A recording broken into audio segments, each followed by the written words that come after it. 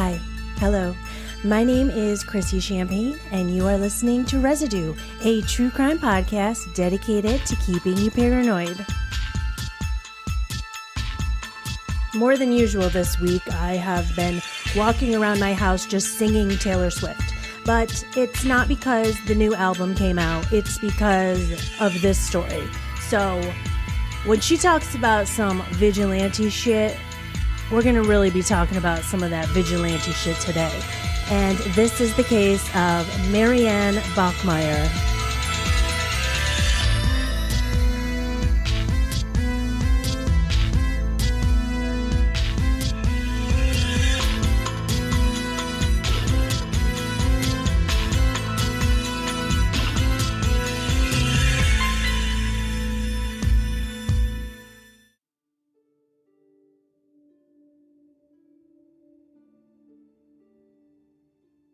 What is being a vigilante?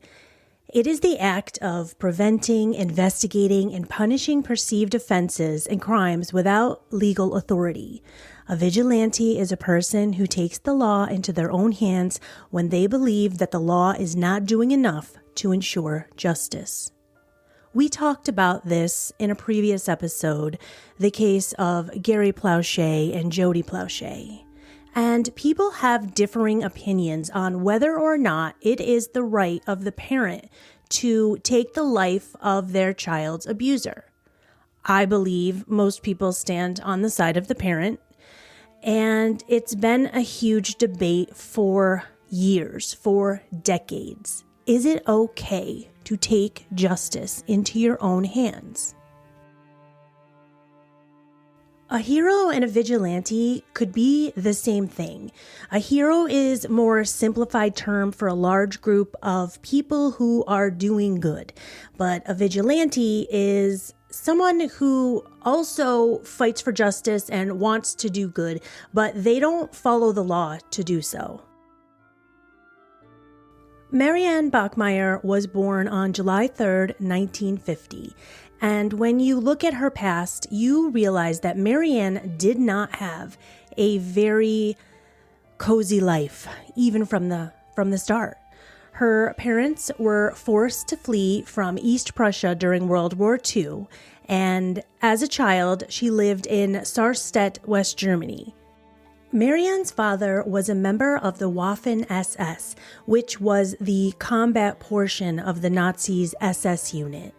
The Waffen-SS was based on the racist ideology of Nazism. On top of all that, Marianne is being raised in a home that is extremely conservative, and her parents are very religious. Her father was also a very heavy drinker, and he spent much of his time at a bar instead of at home with his family. But when he would return home from the bar, he was a very violent and aggressive man. Marianne's mother realizes this, and she can't handle it anymore. She can't live in this type of household with this anger and this hostility. So she divorces Marianne's father, but she ends up marrying again. And this time, it's not that much different than it was the first time around. Marianne is now a teenager, and now she has a stepfather who is just as abusive as her biological father. He would call her names, he would beat her, and her mother wouldn't stick up for her. In fact, what happens is her mother and her stepfather end up kicking Marianne out of the house as a teenager at 15 years old. It's no surprise that Marianne ends up becoming a very independent and feisty young woman who basically, isn't going to settle for your shit. And this is all because of the way that she was brought up. I mean, when you think about it, you have to realize how horrible it had to have been for her to have no one on her side. It had to always feel like there was not one person that had her back. At only 16 years old, Marianne becomes pregnant. Now, she knows that she is not fit to be a mother at this point in time. She has nowhere to live. She is a teenager. She knew the right decision for her was that she should give this baby up for adoption. So she does. A couple of years later, Marianne becomes pregnant again for the second time. This is by the age of 18, and this is with her boyfriend at the time, her high school boyfriend. She wanted to keep this baby, and she thought that if the two of them stayed together, they could make this work. It was a little farther on into her pregnancy when Marianne was raped while pregnant. She decides that she is also not emotionally or mentally prepared to care for this child, and she gives this child up for adoption also. It is now 1972. Marianne has taken a job at a bar in town, and she's about 22 years old at this point. She becomes a waitress and realizes how much she loves this lifestyle. Like, she loves the late nights, sleeping in all day. She ends up dating the bar manager named Christian, and they have an on-again, off-again relationship. There is a lot of cheating. There are a lot of one-night stands, and it wasn't your conventional lovey-dovey relationship. Marianne is sort of a fan favorite at the bar. Everyone comes in to see her. She loves all the attention. She's making money. She ends up getting pregnant at this time for the third time. And this time she is like, I am keeping this baby. This is my baby. I will do this on my own if I have to. And that's what she ends up doing. Her boyfriend at the time, Christian, just said that he wasn't ready to commit to a serious relationship right now, and Marianne was fine with that. She said, I'll do this alone. And that is when, on November 14th, 1972, Marianne's daughter, Anna, was born. Immediately after Anna is born, Marianne decides to have a tubal ligation, or tying the tubes. A woman who has this surgery can no longer get pregnant, and this means she is sterile. Being a single mother, Marianne is going to have to work, and sometimes this would mean that she was going to have to bring Anna to the bar with her. The locals would say that Anna was also a staple at the bar, and a lot of times after school ended, Marianne would just bring Anna to work with her, and it wasn't like she would rush home after work ended. It would be known that Anna would be sometimes sleeping in some of the booths or at the bar. And when Marianne would finish her shifts, she wouldn't take Anna home and get her to bed because she had school the next day. She would just figure, well, she's already asleep, so I'll just kind of hang out here and have some drinks with my friends. Kind of treating Anna more like a younger sister than a child that you have to raise. Anna was alone a lot. Anna was learning a sense of independence very quickly. She was only 7 years old at this point, but she could get herself up for school, get herself ready for school, get herself to school, do her homework alone. Basically, Anna is growing up pretty quickly. It also starts to get to the point for Marianne that she realizes that she's not giving Anna the type of life that that little girl deserves. So she ends up looking into the foster care system and even talks to a family for a brief period of time about possibly taking Anna and raising her as their own. On the night of May 4th, 1980, it's a Sunday night, Anna and Marianne get into an argument. And like I said earlier, they may have been arguing more like two sisters would, and it probably got pretty intense. And Anna goes to bed. They both go to bed. They wake up in the morning. Anna has to go to school now. So she doesn't even go into her mother's room and try to wake her up because she's still upset with her. And Marianne, possibly still a little drunk or hungover from the night before, doesn't get up. She stays in bed. And Anna is like, I'll just take myself to school. No, you know what? I'm not going to go to school. How about that? I'll just, that's how I'll get my mother back. I'm going to skip school today. Marianne wakes up. She realizes that Anna has left for the day. Obviously, she's at school, so okay. Marianne has some things to do that day. She actually had a photo shoot planned for the local newspaper. She had a really cool, artistic looking Volkswagen van, and they wanted to do a little story on her. So she was getting ready for this interview. She was getting her makeup done, trying to look cute for the newspapers. And she realizes, you know what? Anna will come home later after school. I'll apologize. We'll talk about it then. But Anna never returns home from school. It is now nighttime on May 5th, 1980, and Anna is still not home from school. So Marianne goes to the police station and she files a missing persons report. The next morning on May 6th, 1980, a woman enters the police station and tells the police that she knows who killed Anna Bachmeier. She tells them that it was her fiancé, Klaus Grabowski. Klaus Grabowski was a 35-year-old man who lived next door to Marianne and Anna. Klaus Grabowski was a convicted sex offender, and he had previously been sentenced for the sexual abuse of 2 young girls. But in 1976, he voluntarily submitted to chemical castration. Chemical castration is castration via drugs, whether to reduce libido and sexual activity, to treat cancer. Unlike surgical castration, chemical castration does not remove organs, and it is not a form of sterilization. In men, chemical castration reduces the sex drive and the capacity for sexual arousal. This form of castration was used as a way to avoid incarceration. Okay, so now Klaus is free, and what happens? He meets a woman, and he falls in love with this woman, and they're together for a while before he realizes he wants to start a family with her.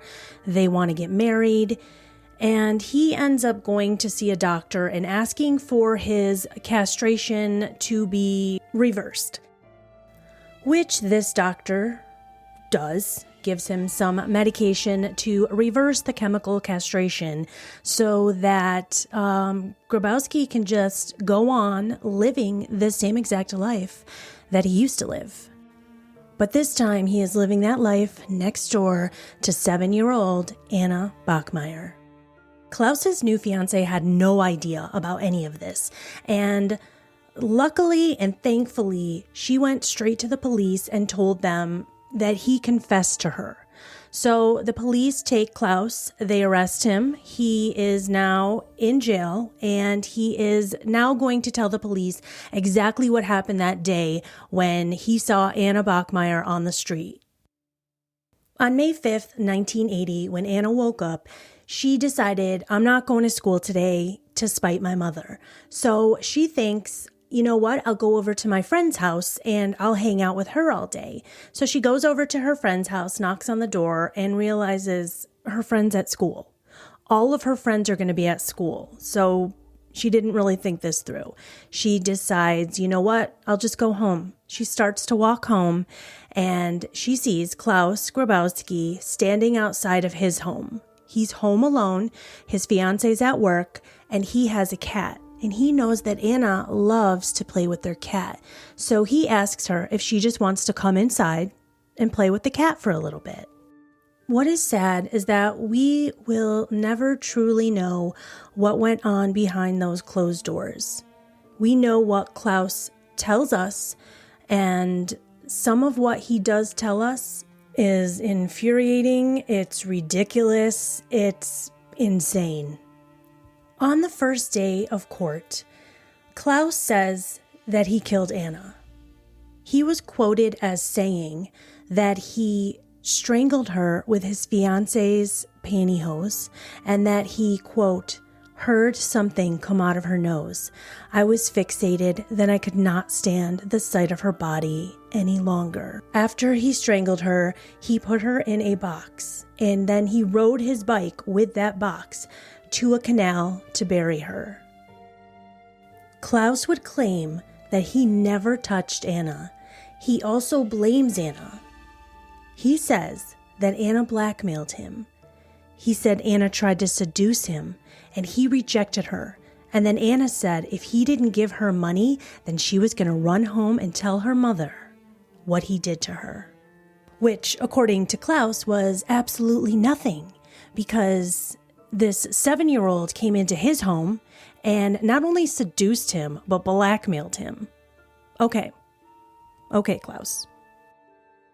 By the third day of the trial, Marianne cannot take this anymore. She is so sick of sitting here and listening to this scum talk about her daughter the way that he was, lying to everyone in that courtroom, and then just having to hear the details. It was said that Marianne overheard someone in the courtroom talking about the fact that they were going to have to do an extra day, and they were going to have Klaus get back on the stand, and he was going to testify again to what he did to Anna. And Marianne was like, I'm not sitting through this again. I cannot do this again. So on the third day of the trial, she smuggled a .22 caliber Beretta pistol in her purse, walked straight in to the courtroom, stood directly behind Klaus, raised the gun, and shot the gun 8 times.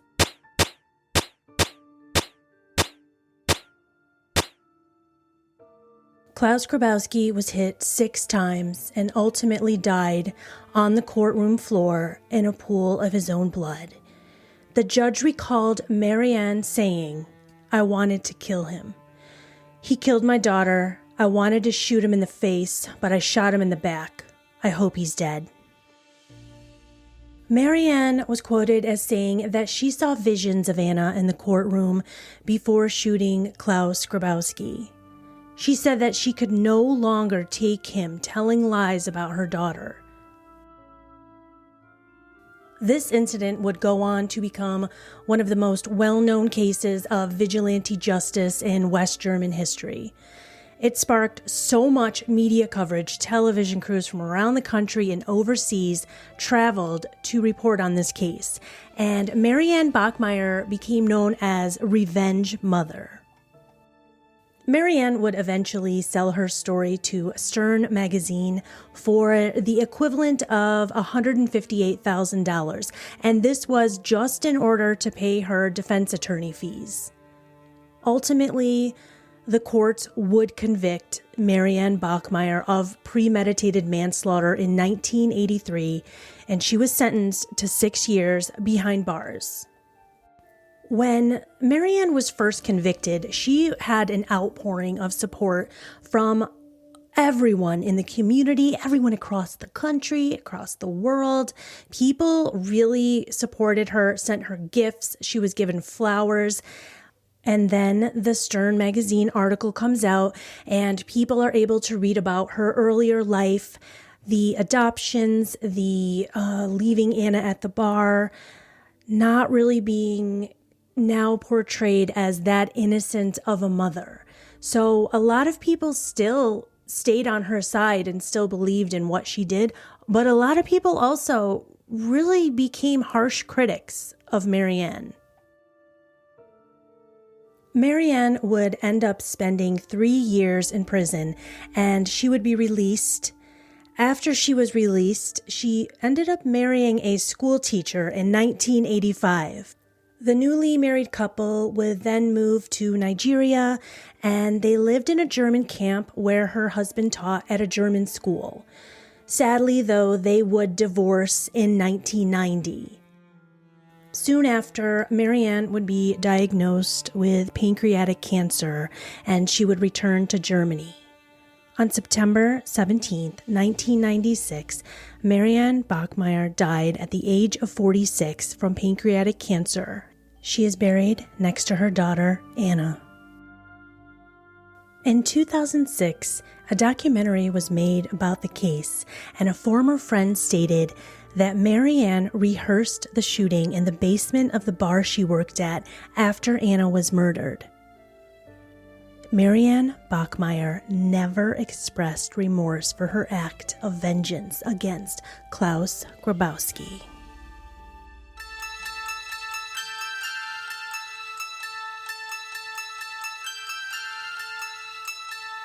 Thank you so much for tuning in this week again to Residue. I hope you will join me again next week. And don't forget to find me on all the social media pages, Instagram, Residue Podcast, Facebook, Residue, a true crime podcast. And then also maybe if you were just feeling a little cool, you would leave me a review, a 5-star review. Or, you know what? Buzzsprout has this new thing where you can send me fan mail. Let's try it. You can write me anything. Just write me a little note. Also, you cannot forget to stay safe and stay paranoid.